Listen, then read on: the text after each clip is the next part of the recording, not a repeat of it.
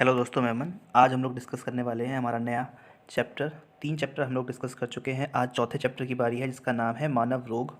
ठीक है, चलिए स्टार्ट करते हैं इस चैप्टर को। और इस चैप्टर में 100 के आसपास क्वेश्चन है, तो इसके 2 पार्ट आएंगे। तो आज हम लोग डिस्कस करने वाले हैं पहला पार्ट, इसके बाद आएगा इसका दूसरा पार्ट। ठीक है, चलिए स्टार्ट करते हैं। देखते हैं आज का पहला क्वेश्चन। पहला क्वेश्चन है हमारा, ट्रिपल वैक्सीन टीका नवजात शिशु को निम्न में से किस रोगों के खिलाफ प्रतिरोधक क्षमता प्रदान करता है। तो ये ट्रिपल वैक्सीन क्या होती है? आप लोगों ने सुना होगा, एक टीका लगता है, डीपीटी का टीका लगता है। 6 महीने से जो कम एज के बच्चे होते हैं उनको ये टीका लगता है। और ये जो टीका होता है वो किन बीमारियों से बचाता है? डिप्थीरिया से, काली खांसी से और टेटनस से। ठीक है, तो इसका जो सही आंसर होगा वो होगा आपका ऑप्शन बी, काली खांसी, टेटनस और डिप्थीरिया। ठीक है, आइए देखते हैं अगला क्वेश्चन। अगला क्वेश्चन है, काली खांसी को क्या कहा जाता है? तो काली खांसी को हम और क्या कहते हैं? हमारा ऑप्शन ए बिल्कुल ठीक आंसर है। देखते हैं अगला क्वेश्चन। अगला क्वेश्चन है, निम्न में से कौन सा रोग ट्रिपल एंटीजन द्वारा प्रतिरक्षित नहीं है? तो वही मैंने बताया, अब आपको 3 रोग होते हैं, डिप्थीरिया, काली खांसी और टेटनस। तो इसमें कौन सा नहीं है? ऑप्शन हमारा ए। ऑप्शन ए हमारा जो है वो बिल्कुल राइट आंसर है, आंत ज्वर यानी कि टाइफाइड। ठीक है, देखते हैं नेक्स्ट क्वेश्चन। अगला क्वेश्चन है, डीपीटी के प्रयोग से रोकथाम होती है। तो किस किस चीज़ की रोकथाम होती है? अभी आपको मैंने तीनों नाम बताए थे, फिर दोबारा बता रहा हूँ, डिप्थीरिया, काली खांसी और टेटनस। तो इसका सही आंसर क्या आना चाहिए? हमारा ऑप्शन बी यानी कि डिप्थीरिया। देखते हैं अगला क्वेश्चन। अगला क्वेश्चन लिखा हुआ है, ऑप्थेल्मोलॉजिस्ट किसका उपचार करता है? तो इसका जो सही आंसर है वो है हमारा ऑप्शन डी, आँखों का। ठीक है, नेक्स्ट क्वेश्चन देखते हैं। अगला क्वेश्चन है, निम्न में से कौन सी बीमारी संक्रामक नहीं है? संक्रामक मतलब फैलने वाली। तो इसका सही आंसर है हमारा ऑप्शन सी यानी कि गठिया रोग। नेक्स्ट क्वेश्चन देखते हैं, निम्न में से कौन सा असंचरणीय रोग है, वही फैलने वाला? तो इसका सही आंसर क्या होगा? इसका सही आंसर है हमारा ऑप्शन डी, यानी ऐसा कौन सा रोग है जो संक्रामक नहीं है, फैलता नहीं है। तो कौन सा इसका आंसर होगा? ऑप्शन हमारा डी। ठीक है, अच्छा, अगर इसके हम बाकी ऑप्शंस की बात करें तो आप देख पा रहे होंगे यहाँ पे एक खसरा है, इसको तो आप जानते हैं। लेकिन ये जो ऑप्शन बी है और जो ऑप्शन सी है ये बिल्कुल शुद्ध हिंदी में लिखा गया है। ऑप्शन जो आप बी देख रहे हैं इसका मतलब क्या है? ये शुद्ध में लिखा हुआ है। इसको अगर हम इंग्लिश में देखें तो इसका मतलब है रेवेज। तो हो सकता है आपके कभी रेलवे के एग्जाम में शुद्ध हिंदी में लिख किया जाए। और ये जो ऑप्शन हमारा सी है, रोहिणी, तो इसका मतलब क्या है? यह है डिप्थीरिया। डिप्थीरिया को हिंदी में हम रोहिणी कहते हैं। ठीक है, चलिए आगे बढ़ते हैं। नेक्स्ट क्वेश्चन देखते हैं, इनमें से कौन सी बीमारी विषाणु जनित होती है? मतलब कौन सी बीमारी ऐसी है जो वायरस से फैलती है? तो इसका ऑप्शन हमारा ए बिल्कुल ठीक है, खसरा। जो खसरा होता है वो वायरस के द्वारा आपके फैलता है। अगला क्वेश्चन है, निम्न में से कौन सा सामान्यतः चूहा पिस्सू से संक्रमित होता है? चूहे से कौन सा संक्रमित है? तो आपको पता होगा एक महामारी फैली थी पहले, प्लेग। ठीक है, तो इसका सही आंसर क्या है? सही आंसर है इसका हमारा प्लेग। ये कोरोना से भी ज़्यादा खतरनाक महामारी थी जो चूहों से फैली थी। अगला है हमारा इबोला। इबोला है, तो इबोला क्या है भाई? आप चारों ऑप्शन इसके पढ़ें। इसका जो ऑप्शन ए है वो बिल्कुल सही है, पश्चिमी अफ्रीका में सीमित एक विषाणु रोग। अगला है हमारा, एंजियोप्लास्टी से किस रोग का उपचार किया जाता है? तो इसका सही आंसर है हमारा ऑप्शन बी यानी कि हृदय रोग। तो जो हृदय रोग होते हैं उनका ट्रीटमेंट इससे किया जाता है। अगला क्वेश्चन है, मिठाइयों पर बैठी मक्खियों को दूर भगाकर एक लड़की मिठाई को खा लेती है, इस वजह से वह किस रोग की शिकार हो जाएगी? तो इसका जो सही आंसर है वो क्या है? ऑप्शन हमारा बी यानी कि हैजा, उसे हैजा रोग हो जाएगा।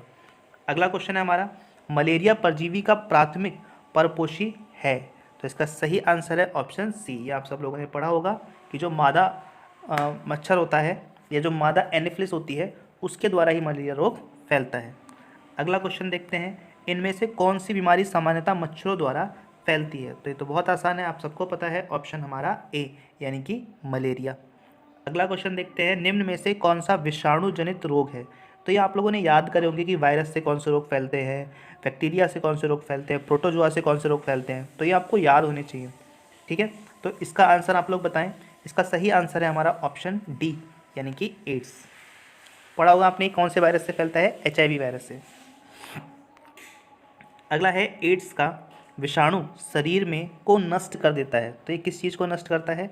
ऑप्शन ए, प्रतिरक्षा तंत्र, यानी आपका जो इम्यून सिस्टम होता है उसको ये नष्ट कर देता है, आपके इम्यून सिस्टम को। डैश एक यौन संचरित जानलेवा बीमारी है। तो इसका सही आंसर है हमारा ऑप्शन सी यानी कि एड्स।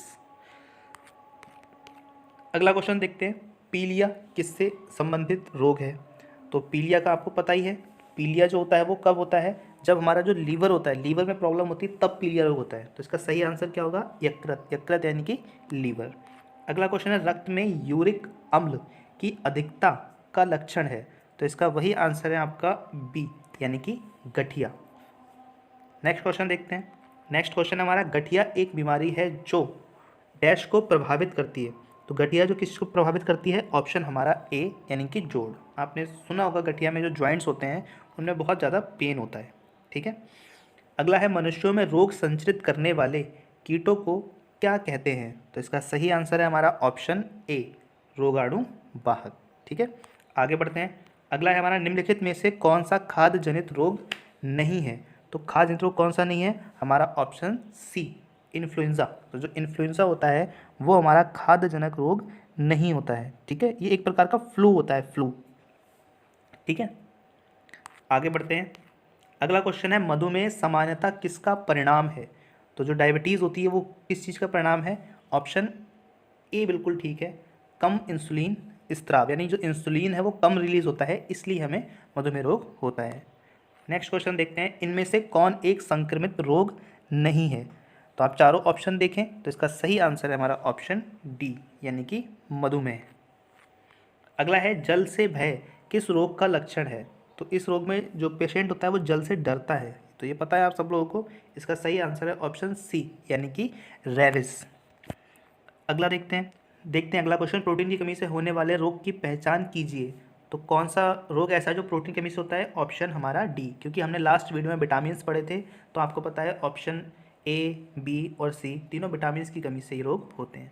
देखते हैं अपना अगला क्वेश्चन। अगला क्वेश्चन है, बच्चों में प्रोटीन की कमी से होने वाली बीमारी को क्या कहा जाता है? जो प्रोटीन से होती है उसको हम क्या कहते हैं? तो अभी हमने पढ़ा, इसका ऑप्शन हमारा आएगा A, option A is correct answer. आइए देखते हैं अगला क्वेश्चन। अगला क्वेश्चन है हमारा, किसकी न्यूनता के कारण रक्त अलापता, यानी रक्त अलापता का मतलब ब्लड की कमी, तो किसकी वजह से ब्लड की कमी होती है? चार ऑप्शन आपको दे रखे हैं, इसका सही आंसर आपका है ऑप्शन डी यानी कि फॉलिक एसिड, विटामिन B12 और फिर लोहा। तो इन तीनों की कमी से ही क्या होता है? ब्लड की कमी होती है। ठीक है, या फिर इसको हम बोल सकते हैं एनीमिया। तो जो एनीमिया बीमारी होती है वो इन तीनों की कमी से ही होती है। ठीक है, देखते हैं अपना अगला क्वेश्चन। अगला क्वेश्चन है, डेंगू बुखार एक मच्छर जनित उष्णकटिबंधीय रोग है जो डेंगू विषाणु से होता है, इसे क्या कहा जाता इसे कहा जाता है? तो हमारा ऑप्शन सी बिल्कुल सही है, हड्डी तोड़ बुखार, हड्डी तोड़ बुखार। ठीक है, इसमें क्या होता है? अचानक से तेज बुखार आता है। ठीक है, और बहुत तेज जो जॉइंट्स होते हैं उसमें बहुत तेज पीड़ित है, तो उसे किसे दिखाना चाहिए? तो इसका सही आंसर है हमारा ऑप्शन सी। ठीक है, इसको इंग्लिश में बोलते हैं हम ऑन्कोलॉजिस्ट। नेक्स्ट क्वेश्चन देखते हैं अपना। अगला क्वेश्चन है, ल्यूकेमिया एक प्रकार का मानव रोग है जो कि, तो चार ऑप्शन है, इसका सही आंसर है हमारा ऑप्शन ए, सफ़ेद रक्त कोशिकाओं का कैंसर है, यानी WBC का ये कैंसर होता है। ठीक है, अगला क्वेश्चन हमारा, निम्न में से कौन सा रोग मानव शरीर में रक्त कोशिकाओं को प्रभावित करता है? तो ये सेम वही है, ऑप्शन ए हमारा ल्यूकेमिया, WBC का कैंसर होता है। अगला क्वेश्चन है, निम्न में से कौन सा जानवरों का एक तीव्र वायरल रोग है जो मनुष्यों में एक संक्रमित जानवर के काटने से फैलता है? तो इसका सही आंसर है हमारा ऑप्शन सी यानी कि रेबिज। तो rabies is the correct answer. Next question देखते हैं अपना, कुत्तों के काटने से कौन सी बीमारी होती है? तो ये सेम क्वेश्चन है, ऑप्शन बी यानी कि रेबिज। अगला क्वेश्चन है, हाइड्रोफोबिया किसके कारण होता है? तो हाइड्रोफोबिया मतलब पानी से डरना, तो पानी से डरते किस रोग में है? तो इसका सही आंसर है हमारा ऑप्शन ए यानी कि रेबिज का विषाणु। देखते हैं अगला क्वेश्चन। अगला क्वेश्चन है, निम्न में से कौन सा तीव्र उत्क्रांत संबंधी संक्रमण पैदा करने वाला एक जल जनित रोग है? तो इसका सही आंसर है ऑप्शन ए, ये जल से फैलता है, अगर आप दूषित जल पी लेते हैं तो उससे ये रोग आपको हो जाता है। नेक्स्ट क्वेश्चन देखते हैं, निम्न में से कौन सा एक जल जनित रोग है? तो ये सेम क्वेश्चन पूछा गया है दो बार, तो इसका सही आंसर है ऑप्शन सी यानी कि हैजा। ठीक है, नेक्स्ट क्वेश्चन देखते हैं। अगला क्वेश्चन है हमारा, मनुष्यों के लिए एलर्जी जांच रक्त परीक्षण में क्या शामिल नहीं होता है? तो इसका सही आंसर है हमारा option B, ELISA. Option B, ELISA. तो आपको पता होगा ये जो एलिसा टेस्ट होता है किसके लिए होता है, ये HIV एड्स के लिए टेस्ट होता है। अगला है हमारा सफ़ेद दाग का इलाज निम्नलिखित में से किस हर्बल दवा द्वारा किया जा सकता है। तो इसका सही आंसर है ऑप्शन ए, ल्यूकोसिन। नेक्स्ट क्वेश्चन है हमारा ल्यूकोडर्मा डैश की बीमारी है। ठीक है, तो जहाँ पे भी ये डर्मा आता है, डर्मा वर्ड आए, डर्मिस वर्ड आए, तो आप समझ जाना कि ये स्किन से संबंधित होती हैं। तो इसका सही आंसर आएगा हमारा ऑप्शन बी, यानी कि त्वचा। अगला है हमारा भ्रूण के मस्तिष्क को नुकसान पहुंचाने वाला जीका वायरस डैश का वाहन करता है। तो जीका वायरस जो होता है किसके द्वारा होता है, वो मच्छर के द्वारा। तो इसका सही ऑप्शन क्या आएगा हमारा ऑप्शन ए, यानी कि मच्छर। अगला क्वेश्चन देखते हैं। अगला क्वेश्चन हमारा वायु जनित संक्रमण के कारण नहीं होता है। तो इसका सही आंसर है हमारा ऑप्शन डी, यानी कि हेपेटाइटिस बी। नेक्स्ट क्वेश्चन देखते हैं। नेक्स्ट क्वेश्चन है हमारा हेपेटाइटिस बी निम्नलिखित में से किसके कारण होने वाला संक्रमित रोग है जो यकृत यानी कि लीवर को प्रभावित करता है। तो इसका ऑप्शन ए बिल्कुल ठीक है, ये वायरस के द्वारा रोग फैलता है। नेक्स्ट क्वेश्चन है हमारा सामान्यतः रक्त कैंसर के रूप में निम्नलिखित में से किसे वर्गीकृत नहीं किया जाता है। तो इसका सही आंसर है हमारा option A, carcinoma. Option A, carcinoma. ठीक है, ये एक प्रकार का घातक ट्यूमर होता है, ट्यूमर। ठीक है, अगला क्वेश्चन देखते हैं। अगला क्वेश्चन हमारा एलिसा टेस्ट के कारण होने वाले एक्वायर्ड इम्यूनोडेफिशिएंसी सिंड्रोम के निदान के लिए किया जाता है। तो इसका सही आंसर आप सभी जानते हैं, ऑप्शन हमारा सी, यानी कि HIV। तो एड्स के लिए कौन सा टेस्ट करते हैं हम, HIV करते हैं। अगला है एलिसा निम्नलिखित में से क्या है। तो इसका सही आंसर है हमारा ऑप्शन बी, एड्स को पता लगाने के लिए एक जांच। तो एलिसा के द्वारा हम एड्स का पता लगाते हैं। निम्नलिखित में से कौन सा मनुष्य का विषाणु जनित रोग नहीं है। तो वायरस वाला कौन सा रोग नहीं है इन चार ऑप्शंस में से, आपको देखना है। इसका सही आंसर है हमारा रिंडरपेस्ट। ठीक है, इसका जो सही आंसर है वो हमारा रिंडरपेस्ट है। ये क्या होता है, ये पशुओं में होने वाला एक रोग होता है। ठीक है, ये मनुष्यों में नहीं होता, ये पशुओं में होता है। अगला क्वेश्चन है हमारा मच्छरों में एक विशेष जाति के काटने के कारण मलेरिया के संचारण की खोज किए जाने हेतु निम्नलिखित में से किसने नोबेल प्राइज प्राप्त किया है। तो इसमें किसको नोबेल मिला है, ऑप्शन ए हमारा बिल्कुल ठीक आंसर है, रोनाल्ड रॉस। ठीक है, आइए देखते हैं अगला क्वेश्चन। अगला क्वेश्चन हमारा निम्न में से कौन सा एक विकल्प द्वारा HIV एक व्यक्ति से दूसरे व्यक्ति में प्रसारित नहीं होता है। तो इसका सही आंसर है हमारा ऑप्शन ए, मच्छर काटने से ये नहीं होता है। अगला क्वेश्चन है हमारा कॉन्टैक्ट लेंस सामान्य रूप से किसके बने होते हैं। ठीक है, जो आंखों में लेंस लगाते हैं वो किस चीज़ के बने हुए होते हैं, जो कॉन्टैक्ट लेंस होते हैं। तो इसका सही आंसर आएगा हमारा ऑप्शन बी, हाइड्रोजेल। किसके बने होते हैं, वो हाइड्रोजेल के बने हुए होते हैं। नेक्स्ट क्वेश्चन देखते हैं। अगला क्वेश्चन है शरीर में कैल्शियम ऑक्सलेट की बहुत ज़्यादा मात्रा डैश के कारण बनती है। तो इसका सही आंसर है हमारा ऑप्शन सी, ऑप्शन सी।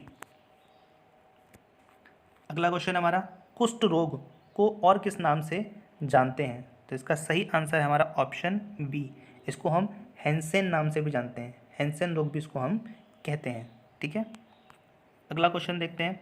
अगला क्वेश्चन हमारा वही है, एनीमिया स्थिति किसकी वजह से होती है। तो जो एनीमिया होती है उसके कारण होता है RBC की कमी के कारण, रेड ब्लड सेल्स की कमी हो जाने के कारण। अगर वीडियो को आपने यहाँ तक देख लिया है तो चैनल को आप सब्सक्राइब करें, जिससे ऐसे ही और वीडियो आपको मिलते रहें, और बेल आइकन को प्रेस करें, और जो सबसे पहला वाला इसमें ऑप्शन होता है उसको आप क्लिक करें, ऑल पे क्लिक करें, जिससे कि सारे नोटिफिकेशन आप तक समय से पहुँचते रहेंगे। ठीक है, बाय बाय, जय हिंद, जय भारत।